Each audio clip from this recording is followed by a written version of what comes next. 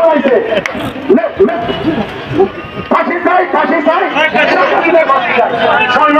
আমরা আজকে সবাই এই বিক্ষোভ মিছিলের জন্য রায়পুরা বাস স্টেশনে একত্রিত হয়েছি। অল্প কিছুক্ষণের মধ্যে আমাদের এই মিছিল আমরা বের হবো। আপনারা সবাই বাস স্টেশনে চলে আসেন এবং নেতৃবৃন্দের মূল্যবান কথা আপনারা শুনবেন। এই বলে আমি আমার সংক্ষিপ্ত বক্তব্য শেষ করছি। বাংলাদেশ জিন্দাবাদ, জাতীয়তাবাদী বিএনপি, জাতীয়বাদী যুবদল জিন্দাবাদ এবং রায়পুরা পৌরসভা জিন্দাবাদ, তারেক রহমান জিন্দাবাদ, খালেদা জিয়া জিন্দাবাদ। আমরা সেই বসুন ছাত্রদের আত্মার মাধ্যমে কামনা করছি। বাংলাদেশ জাতীয় বন্ধুগণ, আমরা শেখ হাসিনার নেত্রী, তাহাজ্জুদ নামাজ পড়ার নেত্রী, কিন্তু সময় পেলেন না, বড় বড় কথা বলছেন। তার আশেপাশে যারা ছিলেন মন্ত্রী, তারাও বড় বড় কথা বলছেন। তারা জায়গায় থেকে মুক্তিযোদ্ধাকে রাজাকার বানায় ফেলছে, আর রাজাকারকে মুক্তিযোদ্ধা বানায় ফেলছে। এই হলো শেখ হাসিনা সরকার, এই হলো আওয়ামী লীগ। আমি বলতে চাই, বেশি বক্তব্য দিব না। আপনারা যারা উপস্থিত, আমরা কিন্তু তার হাত থেকে আপনাদের মাধ্যমে কি পেয়েছি? স্বৈর শাসক থেকে রক্ষা পেয়েছি। স্বৈর শাসক হিসাবে চিহ্নিত হয়েছে এই নেত্রী শেখ হাসিনা নেত্রী। ঠিক আছে, এখন পলাইতে হয়েছে, পলানো হয়েছে, পলাইছে না পলাইছে, শেখ হাসিনা পলাইছে। ঠিক আছে নাকি? পলাইছে না পলাইছে, আমার সাথে প্রয়োজন নেই। পলাইছে না পলাইছে, পলাইছে শেখ হাসিনা। বন্ধুগণ আমার, আপনারা আমাদের নেতা, আমাদের প্রিয় নেতা জনাব তারেক রহমান, উনি যেভাবে কথা বলে, উন্মুক্ত টেলিভিশন মিডিয়া এগুলো আপনারা সবাই দেখছেন, দেখে ফলো করে অক্ষরে অক্ষরে যার যার অবস্থান দেখা দায়িত্ব পালন করবেন।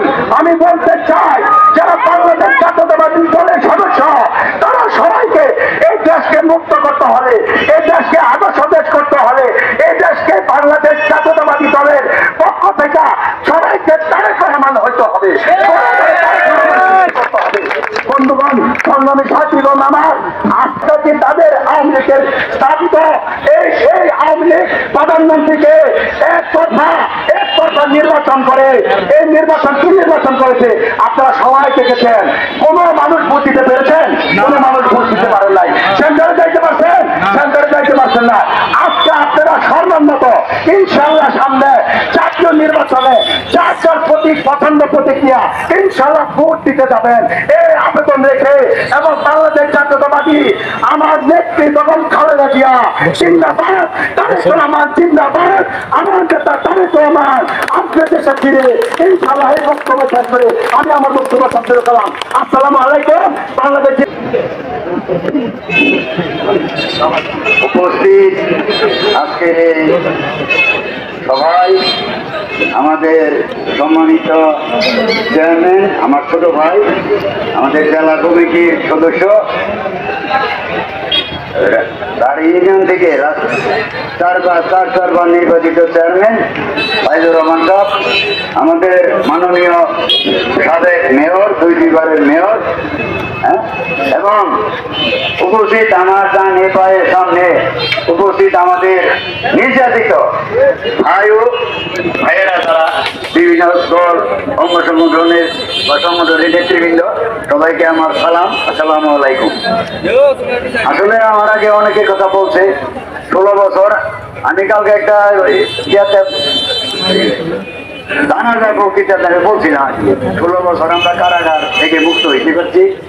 গত 5 আগস্ট আমাদের ছাত্র এবং আমাদের সকল দলের সম্মিলিত প্রচেষ্টায় আমরা দীর্ঘ একটা স্বৈরাচার সরকার পতন ঘটাতে পারছি।